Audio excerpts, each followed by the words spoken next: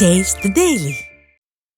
விவசாயிகளின் உரிமைகள் பறிபோவதை தடுத்து நிறுத்தாத ஸ்டாலின் அரசை கண்டித்து மாபெரும் உண்ணாவிரத போராட்டம் நடைபெறும் என தமிழக காவிரி விவசாய சங்க தலைவர் PR பாண்டியன் தெரிவித்தார். திருவாரூர் மாவட்டம் மன்னார்குடியில் சங்கத்தின் மாநில மாவட்ட ஒன்றிய நிர்வாகிகள் ஆலோசனை கூட்டத்துக்கு பின் செய்தியாளர்களிடம் பேசிய அவர், அரசின் நலத்திட்டங்களை பெற முடியாமல் விவசாயிகளின் உரிமை பறிபோவதை கண்டித்து வரும் ஆகஸ்ட் மாதம் 15ஆம் தேதி தஞ்சாவூரில் மாபெரும் உண்ணாவிரத போராட்டம் நடைபெறும் என தெரிவித்தார். கோவை வேளாண் பல்கலைக்கழகத்துக்கு சொந்தமான கரிசல்மண் ஆராய்ச்சி நிலையத்துக்கு உட்பட்ட நிலங்களில் சிப்காட் அமைவதை கண்டித்து விருதுநகரில் வரும் 29ஆம் தேதி ஆட்சியர் அலுவலகம் முன் கண்டன ஆர்ப்பாட்டம் நடைபெறும் என கூறினார்.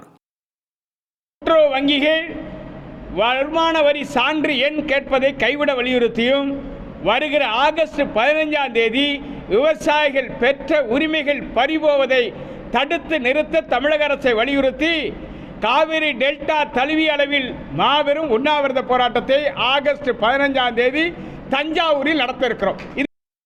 திருவள்ளூர் மாவட்டம் திருமுல்லைவாயலில் வீட்டு வாசலை சுத்தம் செய்யும் பெண்ணை நாய் ஒன்று ஆக்ரோஷமாக கடித்து குதறிய சம்பவத்தின் பதற வைக்கும் CCTV காட்சி வெளியாகியுள்ளது.